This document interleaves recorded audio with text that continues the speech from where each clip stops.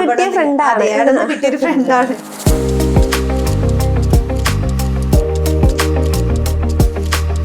Independent ആയിട്ട് എന്തെങ്കിലും തുടങ്ങണം എന്നുള്ള ഒരു ആഗ്രഹം എപ്പോഴും ഉണ്ട്. അതും അപ്പൊ ഫുഡ് ഇൻഡസ്ട്രി എന്തുകൊണ്ടും ലോകം അറിയപ്പെടാൻ പറ്റുന്നതിൽ ഏറ്റവും നല്ലൊരു ഇൻഡസ്ട്രി ആണ് എന്നുള്ളത് മനസ്സിലാക്കിയ അങ്ങനെ ഒരുപാട് ഡിസ്കഷനും ഒരുപാട് സംസാരങ്ങൾക്കും ശേഷം എന്നാൽ ഒരുമിക്കുക എന്നുള്ള ഒരു തീരുമാനത്തിൽ വരികയായിരുന്നു. പിന്നെ മറ്റ് ബ്രാൻഡിന് വ്യത്യസ്തമാകുന്നത് എന്താ വെച്ചാൽ ഷെഫ്ലെസ് മോഡലാണ് നമ്മളത് വരുന്നത്. ഷെഫിൻ്റെ ആവശ്യമില്ല, ആർക്ക് വേണമെന്നുണ്ടെങ്കിലും രുസിക്കിൻ്റെ ഫുഡ് ഉണ്ടാക്കാം. നമുക്ക് കണ്ണൂര്, തൃശ്ശൂര്, എറണാകുളം, മലപ്പുറം ഈ 4 ഡിസ്ട്രിക്ട്സിൽ ഇപ്പോൾ നമുക്ക് ഔട്ട്ലെറ്റ്സ് ഉണ്ട്.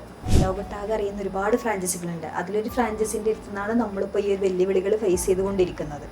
അതാണ് നിങ്ങൾ 2 പെണ്ണുങ്ങളാണ്, നിർത്തി പോവണം, മുന്നോട്ട് പോവരുത്, നിങ്ങൾക്ക് കഴിയൂല, നിർത്തുന്നതാവും നല്ലത് എന്നൊക്കെ പറഞ്ഞിട്ട് ഒരുപാട് വെല്ലുവിളികൾ നമ്മൾ ഫേസ് ചെയ്യുന്നുണ്ട്.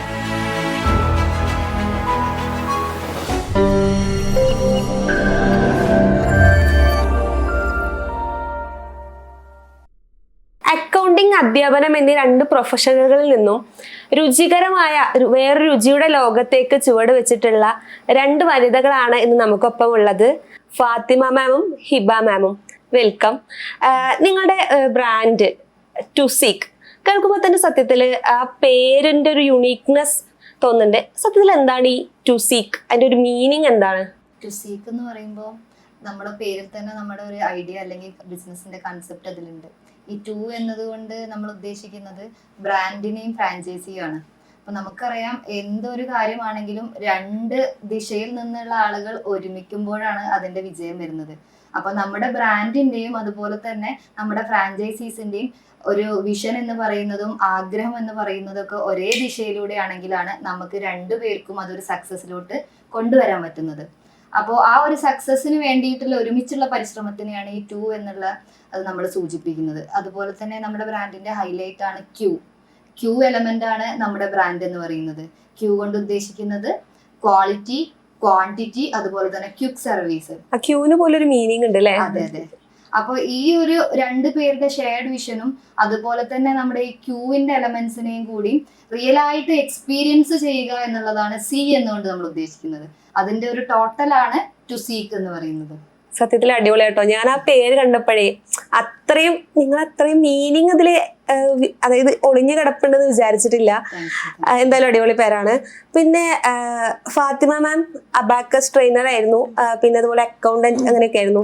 എന്തുകൊണ്ടാണ് അതിന്നൊക്കെ മാറിയിട്ട് ഈ ഒരു ഫീൽഡിലേക്ക് വരാൻ കാരണം? അത് വെച്ചാല് അതൊരാളെ കീഴിൽ നമ്മൾ വർക്ക് ചെയ്യല്ലേ, അപ്പോൾ അത്ര നമുക്ക് ഫ്രീഡം കിട്ടൂല, നമ്മളൊരു ഇൻഡിപെൻഡന്റ് ആവില്ല. നമ്മൾ സ്വന്തം ഒരു ഐഡന്റിറ്റി കണ്ടെത്തുമ്പോഴാണ് നമുക്കൊരു ഫ്രീഡം, നമുക്കൊരു ഇൻഡിപെൻഡന്റ് ആവാൻ പറ്റുള്ളൂ. അല്ല, അപ്പോൾ ഞാൻ ചോദിക്കട്ടെ, ആ സെയിം ഫീൽഡിൽ തന്നെ എന്തുകൊണ്ട് നിൽക്കാതെ, അതായത് ഇപ്പൊ സ്വന്തമായിട്ട് സ്ഥാപനമോ അല്ലെങ്കിൽ ട്രെയിനിങ് ഇൻസ്റ്റിറ്റ്യൂട്ട് ഒക്കെ തുടങ്ങാലോ, എന്താ ഫുഡ് എന്നുള്ള ലെവലിലേക്ക് ചിന്തിച്ചേ? അതായത് അബാക്കസും അക്കൗണ്ടന്റും എന്നൊക്കെ പറഞ്ഞാല് നമ്മളൊരാളെ കീഴിൽ വർക്ക് ചെയ്യുക, അതുപോലെ തന്നെ ആ ഒരു എന്താ പറയാ ചുരുക്കി ആ ഒരു ഇതിൽ മാത്രമേ നമുക്ക് ഒതുങ്ങി കൂടാൻ പറ്റുള്ളൂ.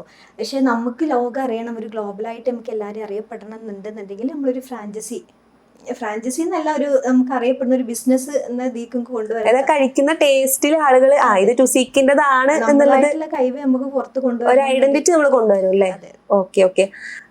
ഹിബ മാമിന് എങ്ങനെയാണ്, അതായത് ടീച്ചിങ് ഫീൽഡിൽ നിന്നാണ് നേരെ ഈ ഒരു ഫീൽഡിലേക്ക് വരുന്നത്. അപ്പൊ ഒരു ടേണിംഗ് പോയിന്റ് എങ്ങനെയായിരുന്നു? എത്ര വർഷം ടീച്ചിങ് ഫീൽഡിൽ ഉണ്ടായിരുന്നു? ഞാൻ ആക്ച്വലി PG ചെയ്തുകൊണ്ടിരിക്കുന്ന സമയത്താണ് ടീച്ചിങ് ഫീൽഡിലേക്ക് വരുന്നത്. ഓൺലൈനായിട്ടാണ് പഠിപ്പിച്ചിരുന്നതും കാര്യങ്ങളൊക്കെ. അപ്പോൾ നമുക്ക് എപ്പോഴും നമ്മൾ വർക്ക് ചെയ്യുന്ന ഇൻസ്റ്റിറ്റ്യൂട്ടിൻ്റെ കീഴിലുള്ള ഒരു പ്രഷർ അല്ലെങ്കിൽ പാരൻസിൻ്റെ സൈഡിൽ നിന്നൊരു പ്രഷർ ആ രീതിയിലൊക്കെ ഫേസ് ചെയ്യേണ്ടി വന്നിട്ടുണ്ട്. അപ്പോൾ എപ്പോഴും ഇൻഡിപെൻഡൻ്റ് ആയിട്ട് എന്തെങ്കിലും തുടങ്ങണം എന്നുള്ള ഒരു ആഗ്രഹം എപ്പോഴും ഉണ്ട്. അതും നമ്മൾ ഒരു സ്ഥലത്ത് മാത്രം ചുരുങ്ങിക്കൂടി ഇപ്പോൾ ഒരു ട്യൂഷൻ സെൻറ്റർ സ്റ്റാർട്ട് ചെയ്യുക അങ്ങനെ എന്തെങ്കിലുമൊക്കെ ആയിട്ട് ഒരു ഭാഗത്ത് മാത്രം നിൽക്കുന്നതിന് പകരം നമ്മുടെ വേൾഡിൽ എൻ്റർ ആയിട്ട് റെക്കഗ്നൈസ് ചെയ്യണം. അപ്പൊ ഫുഡാണല്ലോ നമ്മുടെ വേൾഡില് എല്ലാവരെയും കണക്ട് ചെയ്യുന്ന ഒരു എലമെന്റ്. അതെ, ഡിഫറെന്റ് ടൈപ്സ് ഓഫ് ഫുഡും അതിന്റെ ഫ്ലേവറും ടേസ്റ്റുമാണ് നമ്മൾ ഓരോരുത്തരെയും എല്ലാവരും ഫുഡീസ് ആയിട്ട് മാറിയിട്ടുണ്ട്. ഇപ്പൊ എല്ലാവരും ഫുഡീസ് ആയിട്ട് മാറിയിട്ടുണ്ട്. അപ്പൊ ഫുഡ് ഇൻഡസ്ട്രി എന്തുകൊണ്ടും ലോകം അറിയപ്പെടാൻ പറ്റുന്നതിൽ ഏറ്റവും നല്ലൊരു ഇൻഡസ്ട്രി ആണ് എന്നുള്ളത് മനസ്സിലാക്കിയപ്പോ അങ്ങനെയാണെങ്കിൽ ആ ഒരു ഫീൽഡിലേക്ക് തന്നെ പോവാം എന്നുള്ളൊരു ആഗ്രഹം വന്നു. നിങ്ങൾ രണ്ടാളും ഫുഡീസ് തന്നെയാണോ? ഫുഡ് എക്സ്പ്ലോർ ചെയ്ത് അങ്ങനെയൊക്കെ? അതെ അതെ അതെ, കഴിക്കും. അതെ കഴിക്കും. അതെന്നാണോ? അതായത് കൂടുതൽ കഴിക്കുമെന്നല്ല, പുതിയ ഡിഷസ് ടേസ്റ്റ് ചെയ്യാനുള്ള ഇഷ്ടമാണ്. അപ്പോ പുതിയ ഡിഷസ് ടേസ്റ്റ് ചെയ്തിട്ട് നമ്മൾ ഏകദേശം എത്ര ഡിഷസ് ഉണ്ട് ടുസീക്കിന്റെ മെനുവില്? 100+. അതില് നമുക്ക് എടുത്തു പറയാവുന്ന നമ്മുടെ സ്പെഷ്യൽ ഐറ്റംസ് എന്ന് പറയുന്ന ഒരു 4-5 ഡിഷസ് പറയാൻ പറഞ്ഞാല് നിങ്ങൾ എന്തൊക്കെ പറയാം? നമ്മളത് മോമോസ് ഉണ്ട്, ബർഗർ ഉണ്ട്, വാപ്പ് ഉണ്ട്, ബബിൾ ടീ ഉണ്ട്. പിന്നെ അതുപോലെ തന്നെ ബർഗറിൽ തന്നെ ഒരുപാട് ഐറ്റംസ് ഉണ്ട്. Varieties. അതെ, മോമോസിൽ ഒരുപാട് ഐറ്റംസ് ഉണ്ട്. ഈ ബബിൾ ടീ ഒന്നും അധികം കുറവാണ്. അതെ, അപ്പൊ നമ്മൾ പുറത്തു പോകുന്ന സമയത്തും ബബിൾ ടീ അധികം കാണാറില്ല. പിന്നെ കിട്ടുന്നതാണെങ്കിലും കുറച്ചുകൂടെ എക്സ്പെൻസീവ് Expensive ആണ്. ആയിട്ടാണ്. നമുക്ക് ഇവിടെ ബബിൾ ടീ കിട്ടണമെന്നുണ്ടെങ്കിൽ ഒരു മാളിലെങ്കിലും പോകണം ഒരു ബബിൾ ടീ കുടിക്കണം. അതിന് നമ്മളൊരു 300-200 രൂപ കൊടുക്കണം ആ ഒരു ബബിൾ ടീ കുടിക്കാൻ. നമ്മുടെ കയ്യിൽ വെറും 99 രൂപ 89 രൂപ ആ റേഞ്ചിലാണ് നമ്മൾ അത്ര കൊടുക്കുന്നത്. വരുന്നു. ഇപ്പൊ ബബിൾ ടീന്റെ കാര്യം നമ്മൾ പറഞ്ഞു. ബബിൾ ടീയിൽ ഒരുപാട് വെറൈറ്റീസ് ഉണ്ടോ? അതെ, ഒരുപാട് വെറൈറ്റീസുകളുണ്ട്. അതുപോലെ സ്പൈസി ആയിട്ടും ഫ്രൈഡിലൊക്കെ വരുന്ന വെറൈറ്റീസ് എന്തൊക്കെയാണ്? ഫ്രൈഡിൽ വരുന്ന മോമോസ് ഫ്രൈഡ് വരുന്നുണ്ട്, സിജുവാനും മിച്ചി അങ്ങനെ ഓരോ പറഞ്ഞിട്ട് വരുന്നുണ്ട്. പിന്നെ അതുപോലെ തന്നെ ഫ്രൈഡ് ചിക്കൻ വരുന്നുണ്ട്. നമ്മളത് ഒരു ചില്ലി ബ്രോസ്റ്റ് ആയിട്ട് ചെറിയ ഇതായിട്ടാണ് നമ്മളത് വരുന്നത്. നഗറ്റ്സ്, പോപ്സ്, അതുപോലെ തന്നെ fried momos, loaded loaded fries, ഈ ഐറ്റംസ് ഒക്കെ വരുന്നുണ്ട്. അപ്പൊ എന്തായാലും ഒരുപാട് ഫുഡീസ് അവിടെ കഴിക്കാൻ വരുന്നുണ്ടാവൂലേ? അതെ അതെ. ഓക്കെ. പിന്നെ എനിക്ക് ചോദിക്കാനുള്ളത്, നിങ്ങൾ രണ്ടുപേരും നല്ല ഫ്രണ്ട്സ് ആണ്. അതെ. അപ്പോ ഈ ഒരു ഫ്രണ്ട്ഷിപ്പിന്റെ ബോണ്ട് എങ്ങനെയാണ് സ്റ്റാർട്ട് ചെയ്തത്? അത് ബിസിനസ്സിൽ എങ്ങനെ പോകുന്നു? അതായത് ഞാൻ ഒരു ആഡ് ഇട്ട് ഫ്രാഞ്ചൈസിക്ക് എൻക്വയറി, നമുക്ക് ഫ്രാഞ്ചൈസി ഇതിന് വേണ്ടിയിട്ട് ഒരു എൻക്വയറി ഫ്രാഞ്ചൈസിക്ക് വേണ്ടി ഒരു ആഡ് പോയി. ആ പോയ സമയത്ത് ഇവള് പിക്ക് ചെയ്ത് നമ്മൾ കോണ്ടാക്ട് ചെയ്തു. ചെയ്തപ്പോൾ നമ്മൾ ഓഫീസിൽ വന്ന് സംസാരിച്ചു. ആ സംസാരിക്കുന്ന സമയത്ത് നമുക്ക് കുറേ സംസാരിക്കുന്ന സമയത്ത് അവക്കും നമ്മളെ പോലെ ഇതേപോലെ ഒരു ബിസിനസ് തുടങ്ങണം, ഒരു കിട്ടിയ ഫ്രണ്ടാണ്. ഒരു ഫ്രാഞ്ചൈസി തുടങ്ങണം എന്ന് വിചാരിച്ച് ഓഫീസിലേക്ക് ചെല്ലുന്നു. അവിടുന്ന് എന്നെ പോലെയുള്ള ഒരു ആഗ്രഹമുള്ള ഒരു ടീമിനെയാണ് ഞാൻ അവിടെ കാണുന്നത്. അവർക്കും അതുപോലെ തന്നെ എന്നോടുള്ള അവരുടെ സെയിം വിഷൻ ഏകദേശം എനിക്കും ഉണ്ടെന്നുള്ളത് ഒരു റിയാലിറ്റി വന്നപ്പോൾ ഞങ്ങൾ സംസാരിച്ചു. അങ്ങനെ ഒരുപാട് ഡിസ്കഷനും ഒരുപാട് സംസാരങ്ങൾക്കും ശേഷം എന്നാൽ ഒരുമിക്കുക എന്നുള്ള ഒരു തീരുമാനത്തിൽ വരികയായിരുന്നു പിന്നെ ഉണ്ടായത്. രണ്ടാളുടെ വൈബ് ഒന്ന് കണക്ട് ആയപ്പോ അത് ടുസീക്കായി മാറി എന്നുള്ളത് വേണമെങ്കിൽ പറയാല്ലേ? ഓക്കെ. ഇപ്പൊ നിങ്ങള് വിമൻസ് ഈ ഒരു ഫീൽഡിലേക്ക് കടന്നു വരുമ്പോ ഇപ്പൊ എല്ലാ ഫീൽഡിനും അതിൻ്റെതായിട്ടുള്ള ചലഞ്ചസ് ഉണ്ടാവും. നിങ്ങൾ അങ്ങനെ എന്തെങ്കിലും ചലഞ്ചസ് ഫേസ് ചെയ്തിട്ടുണ്ടോ? ഞങ്ങൾ ഒരുപാട് ചലഞ്ചസുകൾ ഫേസ് ചെയ്തിട്ട ആളാണ് നമ്മൾ രണ്ടുപേരും. ഇപ്പോൾ ഫ്രാഞ്ചൈസികൾ ഒരുപാടുണ്ട്, ലോകത്താകെ അറിയുന്ന ഒരുപാട് ഫ്രാഞ്ചൈസികളുണ്ട്. അതിലൊരു ഫ്രാഞ്ചൈസിൻ്റെ അടുത്തുനിന്നാണ് നമ്മളിപ്പോൾ ഈ ഒരു വെല്ലുവിളികൾ ഫേസ് ചെയ്തുകൊണ്ടിരിക്കുന്നത്.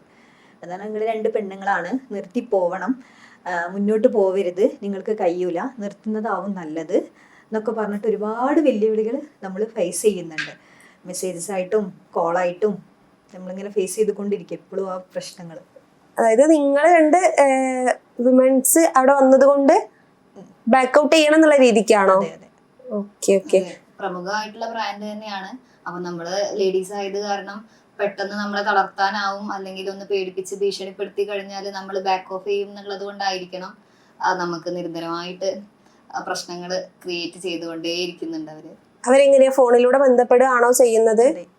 ഫോണിലൂടെ ബന്ധപ്പെടാൻ ഒരു ഫോണിന്ന് വിളിക്കും, ആ ഫോൺ പിന്നെ ഓഫ് ആക്കും, പിന്നെ വേറെ ഫോണിൽ അത് ഡെയിലി ഒരു നമ്പർ ഐഡന്റിഫൈ ചെയ്യാൻ പറ്റുന്നുണ്ടാവില്ല അല്ലെ? അതെ, നമുക്ക് ഫ്രാഞ്ചൈസി എൻക്വയറി തന്നെ വരുന്നുണ്ട് അവരുടെ ഭാഗത്തുനിന്ന്. മറ്റാളുകളുടെ പേരിൽ ഫ്രാഞ്ചൈസി എൻക്വയറി ചെയ്യുന്നു. അങ്ങനെ എൻക്വയറി ചെയ്തിട്ട് കാര്യങ്ങൾ ഡീറ്റെയിൽസ് സംസാരിക്കുന്നു. പോകെ പിന്നെ നമുക്ക് മനസ്സിലാവും ഇവർ ഫ്രാഞ്ചൈസി എടുക്കാൻ ഉദ്ദേശിച്ച് മെസ്സേജ് അയക്കുന്നവരല്ല, പകരം അത് ഈ കോമ്പറ്റീറ്റേഴ്സിന്റെ ഭാഗത്തു നിന്നുള്ള ആൾക്കാരാണ്, അല്ലെങ്കിൽ നമ്മളെ മനഃപൂർവ്വം ട്രാപ്പ് ചെയ്യാൻ വേണ്ടിയിട്ട് പ്ലാൻ ചെയ്യുന്നവരാണെന്നുള്ളത് മനസ്സിലായ ഒരുപാട് സന്ദർഭങ്ങൾ ഉണ്ടായിട്ടുണ്ട്. ജസ്റ്റ് എൻക്വയറി ചെയ്ത് പോവാ മാത്രമാണോ ചെയ്യുന്നത്? ഇപ്പൊ ഫോൺ വിളിച്ച് ഫ്രാഞ്ചൈസി എൻക്വയറി നടത്തി പോവാ മാത്രമാണോ ചെയ്യുന്നത്? അങ്ങനെയല്ല, അതെല്ലാ കാര്യങ്ങളും, അതായത് എന്തിനാ നിങ്ങൾ എവിടുന്നാ എടുത്തത്, എന്തിനാ എടുത്തത്, നിങ്ങൾ ആരാണ് നിങ്ങളെ ബാക്കിലുള്ളത്, എല്ലാ കാര്യങ്ങളും ഇങ്ങനെ ചോദിച്ചുകൊണ്ടേയിരിക്കുക. അത് ഒരാളുടെ നിൽക്കുകയാണ് തിരക്കടില്ല, എന്നോട് കോണ്ടാക്ട് ചെയ്ത് അതേ സമയത്ത് ഇവളോട് കോണ്ടാക്ട് ചെയ്യാം. ഇനിയിപ്പോൾ 2 മണിക്ക് 3 മണിക്കൊക്കെയാണ് ഈ മെസ്സേജുകൾ ഇങ്ങനെ വന്നുകൊണ്ടേയിരിക്കുന്നത്. രാത്രി 2 മണി 3 മണി കോളും കാര്യങ്ങളൊക്കെ ഇങ്ങനെ വന്നുകൊണ്ടേയിരിക്കുന്നത്. നമ്മളെ മെന്റലി പരമാവധി തളർത്താനുള്ള എല്ലാ കാര്യങ്ങളും അവർ ചെയ്യുന്നുണ്ട് എന്ന് തന്നെ പറയാം. പക്ഷെ തളർന്നു പോവില്ല എന്നുള്ള ഇതിലാണ്. അങ്ങനെയല്ലല്ലോ ബിസിനസ് തുടങ്ങിയിട്ടുള്ളത്. ഓക്കെ. അപ്പോ തളരാതെ ഈ ബിസിനസ്സിൽ മുന്നോട്ട് പോകാൻ തുടങ്ങിയിട്ട് ഏകദേശം 1 year ആയിട്ടുണ്ട്. അപ്പൊ നമുക്ക് എത്ര ഫ്രാഞ്ചൈസികൾ ഇപ്പൊ ഉണ്ട്? ഇപ്പൊ നമുക്ക് കറന്റ് ഉള്ളത് 9 ഔട്ട്ലെറ്റുകൾ ഉണ്ട്. അത് കേരളത്തിന്റെ പല ജില്ലകളിലും ആണോ അതോ മലപ്പുറത്ത് മാത്രമാണോ? കേരളത്തിന്റെ പല ജില്ലകളിലും ഉണ്ട്. സക്സസ് ആയിട്ട് പോകുന്നുണ്ട്. നമുക്ക് കണ്ണൂര്, തൃശ്ശൂര്, എറണാകുളം, മലപ്പുറം ഈ 4 ഡിസ്ട്രിക്ട്സിൽ ഇപ്പൊ നമുക്ക് ഔട്ട്ലെറ്റ്സ് ഉണ്ട്. ഓക്കെ. അപ്പോ ഈ ഇപ്പൊ നിങ്ങൾ 1 ഇയർ ആയിട്ട് ഇത്ര ഔട്ട്ലെറ്റ്സ് ഉണ്ടെന്ന് പറഞ്ഞു. ഒരു 10 ഇയറിലേക്കുള്ള ഒരു വിഷൻ എന്താണ്? അതായത് 10 വർഷം കഴിഞ്ഞിട്ട് പുറകിലോട്ട് തിരിഞ്ഞു നോക്കുമ്പോൾ എത്രയാണ് ഇന്റർനാഷണൽ ആവണം? ഇന്റർനാഷണൽ ഇവിടെ ഒതുങ്ങി നിൽക്കാനുള്ളതല്ല. അതെ, അങ്ങനെ ഒതുക്കി നിൽക്കാനാണെന്നുണ്ടെങ്കിൽ നമുക്ക് വീട്ടിന്റെ ഉള്ളിൽ അത് ശരിയാണ്. നമ്മൾ അതിനല്ലല്ലോ, നമ്മൾ ഇന്റർനാഷണൽ ആവണം. എല്ലാവർക്കും തൊഴിലില്ലാത്തവർക്കൊക്കെ തൊഴിൽ കൊണ്ടുവരണം. ആ ഒരു ഇതാണ് നമുക്കിപ്പോൾ ഉള്ളത്. ഓക്കെ. അപ്പോ ഇപ്പൊ നിങ്ങൾ പറഞ്ഞപ്പോ ഒരുപാട് ആളുകൾ ഉണ്ടായിരിക്കും ഫ്രാഞ്ചൈസിന്റെ ഒരു സ്റ്റെപ്സ് എങ്ങനെയാണ് കാര്യങ്ങളൊക്കെ മനസ്സിലാവാത്ത അല്ലെങ്കിൽ പഠിച്ചുകൊണ്ടിരിക്കുന്ന ഒരുപാട് ആളുകൾ ഉണ്ടായിരിക്കും. ഇപ്പൊ നിങ്ങൾ കൊടുക്കുന്നത്, നിങ്ങൾക്കൊരു റൂം കാണിച്ചു തന്നു കഴിഞ്ഞാൽ നിങ്ങൾ അവിടെ എല്ലാം സെറ്റ് ചെയ്ത് കൊടുക്കും. അപ്പോൾ എന്തൊക്കെയാണ് നിങ്ങളിലേക്ക് വരുന്ന ഒരാൾക്ക് നിങ്ങൾ ചെയ്ത് കൊടുക്കുന്നത്? സർവീസസ് എന്തൊക്കെയാണ്? നമ്മള് ഇന്റീരിയർ, എക്സ്റ്റീരിയർ, അതുപോലെ തന്നെ കിച്ചണിന്റെ വർക്ക് ചെയ്ത് കൊടുക്കുന്നുണ്ട്. പിന്നെ അതുപോലെ തന്നെ ആ റൂമിക്ക് വേണ്ട അതിന് വേണ്ട സ്റ്റാഫ്, മാർക്കറ്റിംഗ്, പിന്നെ പ്രൊമോഷൻസ്, നോട്ടീസ്, എല്ലാ കാര്യങ്ങളും. പ്രൊമോഷൻസ് എന്ന് പറയുമ്പോൾ Facebook, social media promotions, meta promotions ആണ് കാര്യങ്ങൾ. എല്ലാ കാര്യം നമ്മൾ ചെയ്ത് കൊടുക്കുന്നുണ്ട്.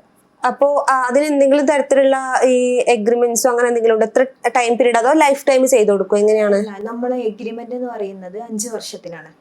നോർമലി കഫേക്ക് നമ്മൾ 5 വർഷത്തിനാണ് എഗ്രിമെന്റ് എഴുതുന്നത്. 5 വർഷത്തിനാണെന്നുണ്ടെങ്കിൽ നമ്മൾ ചെയ്തു കൊടുക്കുന്നത് ഒരു പേയ്മെന്റും കാര്യങ്ങളൊന്നും വാങ്ങാതെ ഫ്രീ ആയിട്ടാണ് നമ്മൾ ഔട്ട്ലെറ്റുകൾ ചെയ്തു കൊടുക്കുന്നത്. എല്ലാം ചെയ്തു കൊടുക്കും. അതായത് ഈ സോഷ്യൽ മീഡിയ സർവീസുകൾ ഉൾപ്പെടെ എല്ലാം, നോട്ടീസ്, എല്ലാ കാര്യങ്ങളും നമ്മൾ ഫ്രീ ആയിട്ടാണ് ചെയ്തു കൊടുക്കുന്നത്. ഓക്കെ. അപ്പോൾ എങ്ങനെ റെന്റഡ് ആയിട്ടാണോ അതോ അവര് ഒരുമിച്ച് പേയ്മെന്റ് ചെയ്യാൻ? എങ്ങനെയാണ് ഒരു പേയ്മെന്റ് മെത്തേഡും കാര്യങ്ങളൊക്കെ എങ്ങനെയാണ് വരുന്നത്? ഇപ്പൊ നിങ്ങൾ റൂമൊക്കെ സെറ്റ് ചെയ്ത് കൊടുക്കും, ബാക്കി എല്ലാ സർവീസസിനും ഉള്ള ചാർജ് നിങ്ങൾ ഒരുമിച്ച് വാങ്ങുകയാണോ ചെയ്യുക അതോ മന്ത്ലി ബേസിൽ വാങ്ങുകയാണോ ചെയ്യുക? നമ്മൾ EMI ആയിട്ട് കൊടുക്കുന്നില്ല. EMI കൊടുത്തപ്പോൾ അങ്ങനെ നമ്മൾ ആദ്യം പ്രൊവൈഡ് ചെയ്തിട്ടുണ്ടായിരുന്നു. അത് പിന്നെ നമുക്ക് വലിയ ദോഷം വന്നിട്ടുണ്ട്. അതായത് പിന്നെ നമുക്ക് ആ പേയ്മെന്റ് കിട്ടാതെ വരുന്നതും അങ്ങനെയൊക്കെ വന്നപ്പോൾ പിന്നെ നമ്മളത് സ്റ്റോപ്പ് ചെയ്തിട്ട് ഇപ്പോൾ ഇനാഗ്രേഷന്റെ സമയത്താകുമ്പോൾ ഫുൾ പേയ്മെന്റ് ക്ലോസ് ചെയ്യണം. ഇനോഗ്രേഷൻ വരെയുള്ള എല്ലാ കാര്യങ്ങളും നിങ്ങൾ സെറ്റ് ചെയ്ത് കൊടുക്കും അല്ലേ? അതെ. അതിനുശേഷമാണ് ഈ ഫ്രീ ആയിട്ടുള്ള കാര്യങ്ങളൊക്കെ നമ്മൾ ചെയ്ത് കൊടുക്കുന്നത്. പ്രൊമോഷൻസ്, ബാക്കിയുള്ള കാര്യങ്ങളൊക്കെ ഷോപ്പ് സെറ്റ് ചെയ്യാനുള്ള ഇനീഷ്യൽ പേയ്മെന്റ് മൊത്തം നമ്മൾ ഇനോഗ്രേഷന് മുന്നേ വാങ്ങിക്കുന്നുണ്ട്. അതിനുശേഷം അതെന്ന് പറഞ്ഞാൽ ഇനീഷ്യൽ പേയ്മെന്റ് എന്ന് പറഞ്ഞാൽ ഈ പറഞ്ഞ പോലെ ഇന്റീരിയർ, എക്സ്റ്റീരിയർ, കിച്ചൺ സെറ്റിംഗ് കാര്യങ്ങൾ അതിന് വേണ്ടിയിട്ടുള്ള എമൗണ്ട് ആണ്. അതല്ലാണ്ട് പിന്നെ നമ്മൾ വേറെ അതിൽ കൂടുതൽ എക്സ്ട്രാ ഒന്നും വാങ്ങിക്കുന്നില്ല. പിന്നെ നമ്മൾ life time digital marketing, staff training, supporting കാര്യങ്ങൾ, അതുപോലെ തന്നെ റെഗുലർ ആയിട്ടുള്ള സെയിൽസ് അപ്ഡേഷൻ, അതിൽ എന്തെങ്കിലും സെയിൽസ് കുറവുണ്ടെങ്കിൽ അതിന് വേണ്ടിയിട്ടുള്ള ബാക്കപ്പ് സപ്പോർട്ടും ഓഫറും കാര്യങ്ങളും ഒക്കെ കമ്പനി തന്നെ ഫ്രീ ആയിട്ട് ചെയ്തു കൊടുക്കും. അപ്പോ നിങ്ങൾ ഇപ്പൊ ഒരു ഫ്രാഞ്ചൈസി സെറ്റ് ചെയ്ത് കൊടുത്തു, ഇപ്പൊ നിങ്ങൾ ഫ്രീ ആയിട്ട് ഡിജിറ്റൽ സർവീസസ് സെറ്റ് ചെയ്ത് കൊടുക്കണമെന്ന് ചോദിക്കുകയാണ്. എന്തെങ്കിലും പ്രോഫിറ്റ് ഷെയറിങ് അങ്ങനെ എന്തെങ്കിലും സ്കീം ഉണ്ടോ? ഇപ്പോ അവർക്ക് കിട്ടുന്ന സെയിൽസിൽ ഇത്ര പെർസെന്റേജ് നിങ്ങൾക്ക് തരണം, അങ്ങനെ എന്തെങ്കിലും ഉണ്ടോ? ഇല്ല, അങ്ങനെയൊന്നുമില്ല. ഫുൾ ഫ്രീ ആയിട്ടാണ് ചെയ്ത് കൊടുക്കുന്നത്. ഫ്രീ ആയിട്ടാണ് ചെയ്ത് കൊടുക്കുന്നത്. ഫീ വാങ്ങിക്കുന്നില്ല. ഓക്കെ. പിന്നെ ഈ ടുസീക്ക് എന്ന് പറയുന്നത് നിങ്ങൾ തന്നെ പറഞ്ഞ ഒരുപാട് ഫ്രാഞ്ചൈസികൾ ഉണ്ട്. മറ്റു ഫ്രാഞ്ചൈസികളിൽ നിന്നിട്ട് എങ്ങനെയാണ് വ്യത്യസ്തമാവുന്നത്? അതായത് ഇപ്പൊ ഡിഷസിന്റെ കാര്യമാണെങ്കിലും നമ്മൾ ഹോട്ടൽസിലും കാര്യങ്ങളിലൊക്കെ പോവുകയാണെന്നുണ്ടെങ്കിൽ ഇപ്പോൾ വേസ്റ്റ് മാനേജ്മെന്റ് അല്ലെങ്കിൽ ഇപ്പോൾ ഷെഫ്, അത് ആ എല്ലാ കാര്യത്തിലും നോക്കുകയാണെന്നുണ്ടെങ്കിലും എങ്ങനെയാണ് മറ്റു ബ്രാൻഡുകളിൽ നിന്ന് വ്യത്യസ്തമാവുന്നത്? മറ്റ് ബ്രാൻഡുകൾ വ്യത്യസ്തമാകുന്നത് എന്താ വെച്ചാൽ ഷെഫ്ലെസ് മോഡലാണ് നമ്മളത് വരുന്നത്. ഷെഫിന്റെ ആവശ്യമില്ല. ആർക്ക് വേണമെന്നുണ്ടെങ്കിലും രുസിക്കിന്റെ ഫുഡ് ഉണ്ടാക്കാം, മേക്ക് ചെയ്യാം. ഓക്കെ. ഏത് ഉണ്ടാക്കാനും ഫുഡ് ഉണ്ടാക്കാൻ അറിയാത്തവർക്ക് പോലും നമ്മൾ ഫ്രാഞ്ചൈസി എടുക്കാം. അത് എന്തുകൊണ്ടാണ് ഷെഫ്ലെസ് എന്നുള്ള അതൊന്ന് ഡീറ്റെയിൽ ചെയ്യോ? അത് നമ്മൾ ഫ്രോസൺ ഐറ്റംസ് ആണ് നമ്മളത് വരുന്നത്. ഓൾറെഡി മേക്ക് ചെയ്തിട്ട് ഫ്രോസൺ ചെയ്ത ഐറ്റംസ് ആണ്. അത് പിന്നെ ഒന്ന് കുക്ക് ചെയ്യാൻ മാത്രമേ ഉണ്ടാവുള്ളൂ. ഷെഫ് എന്ന് പറയുന്നത് നമ്മുടെ കമ്പനി തന്നെയാണ്. ആർക്ക് വേണമെങ്കിലും റെഡി ടു മേക്ക് ആയിട്ടുള്ള രീതിയിലാണ് നമ്മൾ പ്രൊവൈഡ് ചെയ്യുന്നത്. അപ്പോൾ ഒരു എക്സ്പീരിയൻസ്ഡ് ആയിട്ടുള്ള ഒരു ഷെഫിന്റെ ഒരു ഫ്ലേവറിങ്ങോ ടച്ചോ കാര്യങ്ങളോ അവിടെ ആവശ്യമില്ല. എല്ലാം പാക്കപ്പ് ചെയ്തിട്ടുള്ള ഫൈനൽ ആയിട്ടുള്ളതാണ് നമ്മൾ പ്രൊവൈഡ് ചെയ്യുന്നത്. അത് പിന്നെ ഒന്നെടുത്ത് ചൂടാക്കാനോ പൊരിക്കാനോ അങ്ങനെയൊക്കെയുള്ള കാര്യങ്ങളെ ബാക്കി വരുന്നുള്ളൂ. അതിന് ഒരു ഷെഫിന് ആവശ്യം വരുന്നില്ല. ട്രെയിൻഡ് സ്റ്റാഫ് മതി. അതുകൊണ്ട് തന്നെ വേസ്റ്റേജും കുറവാണ്. വേസ്റ്റേജും ഇല്ല. റെസ്റ്റോറൻറ്റിലൊക്കെ ആകുമ്പോൾ ഒരുപാട് വേസ്റ്റേജ് ഉണ്ടാവുമല്ലോ. ഇതിലാവുമ്പോൾ ഒരു വേസ്റ്റേജും ഇല്ല. വേസ്റ്റേജും കുറവാണ്. ഓക്കെ. അപ്പോൾ ഇപ്പോൾ ഒരാള് നമ്മുടെ ഫ്രാഞ്ചൈസി വാങ്ങാൻ വരുന്ന സമയത്ത് അവർക്ക് എന്തെങ്കിലും അഡ്വാൻസ് എമൗണ്ട് അങ്ങനത്തെ കാര്യങ്ങൾ എന്തെങ്കിലും ഉണ്ടോ, അതോ ഫുൾ എമൗണ്ട് പേയ്മെന്റ് ചെയ്യണോ, അങ്ങനെ എങ്ങനെ ആ ഒരു പേയ്മെന്റ് മെത്തേഡും കാര്യങ്ങളൊക്കെ എങ്ങനെയാണ് വരുന്നത്? അതേപോലെ ഇപ്പൊ ബില്ലിംഗ് ചില ഷോപ്സിലൊക്കെ ബില്ലിംഗ് സോഫ്റ്റ്വെയർ കാര്യങ്ങൾ അതെല്ലാം നിങ്ങൾ സെറ്റ് ചെയ്ത് കൊടുക്കും, A to Z എല്ലാ കാര്യങ്ങളും സെറ്റ് ചെയ്ത് കൊടുക്കും? ബില്ലിംഗ്, ക്യാമറ, എല്ലാ കാര്യങ്ങളും, ലൈസൻസ്, എല്ലാ കാര്യങ്ങളും നമ്മൾ സെറ്റ് ചെയ്ത് ലൈസൻസ് ഉൾപ്പെടെ സെറ്റ് ചെയ്ത് കൊടുക്കും. കൊടുക്കുന്നുണ്ട്. ഇപ്പൊ പല ആളുകളും ഈ ഒരു ഫീൽഡിലേക്ക് വരാൻ മടിക്കുന്നത് എന്താണെന്ന് വെച്ച് കഴിഞ്ഞാൽ ഇതിന്റെ ബാക്കിൽ ഒരുപാട് കാര്യങ്ങൾ ചെയ്തു തീർക്കാണ്ട്, ഒരുപാട് പ്രൊസീജിയേഴ്സും സ്റ്റെപ്പ് എല്ലാം ചെയ്ത് തീർക്കാണ്ട്. അപ്പോ അതിനൊക്കെ നിങ്ങളെ ഒരു ഫ്രാഞ്ചൈസി എത്രത്തോളം ഹെൽപ്പ് ചെയ്യുന്നുണ്ട്? ഈ ഫീൽഡിനെ പറ്റി അറിയാത്ത ആൾക്കാർക്ക് പോലും നമ്മുടെ ഒരു ഫ്രാഞ്ചൈസി എടുത്തിട്ട് ഇതിൽ വർക്ക് ചെയ്യാൻ വേണ്ടിയിട്ട് പറ്റും. നമ്മൾ എൻ്റയർ ആയിട്ട് എല്ലാ കാര്യങ്ങളും ചെയ്തു കൊടുക്കുന്നുണ്ട്. ഒരു കഫേ തുടങ്ങുക എന്ന് പറയുമ്പോൾ അതിന് ഇന്റീരിയർ ചെയ്യണം, എക്സ്റ്റീരിയർ ചെയ്യണം, കിച്ചൺ സെറ്റ് ചെയ്യണം, ഫുഡിന്റെ സപ്ലൈ എടുക്കണം, ഫുഡ് സ്റ്റോക്ക് എടുക്കണം, അതുപോലെ തന്നെ ലൈസൻസിങ് വേണം, അതിന്റെ ബില്ലിംഗ് സോഫ്റ്റ്വെയർ ആയിക്കോട്ടെ, കാര്യങ്ങളായിക്കോട്ടെ, സ്റ്റാഫ്സിനെ വേണം, ബാക്കി എല്ലാ കാര്യങ്ങളും വേണം. ഇതൊക്കെ നമ്മൾ അവർക്ക് ചെയ്തു കൊടുക്കുന്നുണ്ട്. പിന്നെ അവര് അതില് നമ്മുടെ ട്രെയിനിങ്ങും കൂടി ചേരുമ്പോൾ അവർക്ക് പിന്നീട് അതിൽ വർക്ക് ചെയ്താൽ മാത്രം മതിയാവും, അവർക്ക് ചെയ്യാൻ വേണ്ടിയിട്ട് പറ്റും. അപ്പൊ ഈ ഒരു ഫീൽഡിനോട് കുറച്ച് താല്പര്യമുള്ള ആൾക്കാരും കൂടി ആവുമ്പോൾ പെട്ടെന്ന് ക്യാച്ചപ്പ് ചെയ്തിട്ട് പോകാൻ പറ്റും. അതാണ് നമ്മുടെ ബ്രാൻഡിന്റെ സ്പെഷ്യാലിറ്റി എന്ന് പറയുന്നത്. നമ്മളെല്ലാം ചെയ്തു കൊടുക്കും, അവരെ പറഞ്ഞ് റെഡിയാക്കി അവർക്ക് ട്രെയിനിങ് കൊടുത്ത് പഠിപ്പിച്ച് എല്ലാം സെറ്റ് ആക്കിയിട്ടാണ് പിന്നെ നമ്മൾ അവിടുന്ന് പോരുന്നത്. പിന്നെ അവർക്ക് അത് കണ്ടിന്യൂ ചെയ്ത് പോയാൽ മാത്രം മതി. ഇപ്പോ ലൈസൻസിങ് പോലും നമ്മളാണ് ചെയ്തു കൊടുക്കുന്നത്. പിന്നെ അവർക്ക് പേടിക്കാനില്ല, ഒന്നും ചെയ്യേണ്ടതായിട്ടും ഇല്ല, സെക്യൂർ ആണ്. അപ്പോ ഈ ഒരു ഫ്രാഞ്ചൈസി എടുത്തു കഴിഞ്ഞാൽ സെക്യൂർ ആണെന്നുള്ളൊരു ഫീലാണ് നിങ്ങൾ കൊടുക്കുന്നത് അല്ലേ?